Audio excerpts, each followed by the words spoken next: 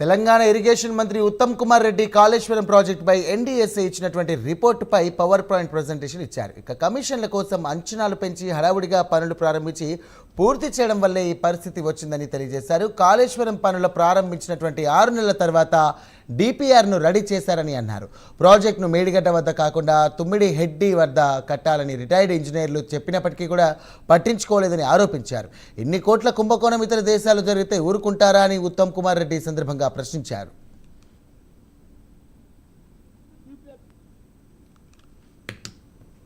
Construction మొదలుపెట్టిన 6 నెలలకి DPR central water commission కి సబ్మిట్ చేసిర్రు. ఇంతకంటే అసలు సిగ్గుచేటైన పని ఇంకోటి ఉంటుందండి. ఇంకా వేరే ఏ దేశాలైనా ఇన్ని వేల లక్షల కోట్లు మానవ తప్పిదం వల్ల జరిగితే ఊకుంటారండి? కన్స్ట్రక్షన్ మొదలుపెట్టిన తర్వాత DPR detail project report central water commission కి సబ్మిట్ చేయడం జరిగింది. అది కూడా డిపిఆర్ కూడా నార్మలీ ఇటువంటి ప్రాజెక్టులకి సుదీర్ఘ సమయం తీసుకుంటారు. వీళ్ళు డిపిఆర్ కూడా పైనుంచి ఆదేశాలు వచ్చినాయి, తొందరగా చేయాలి, రోజుల్లో చేయాలని టైంలో చేసిండ్రు.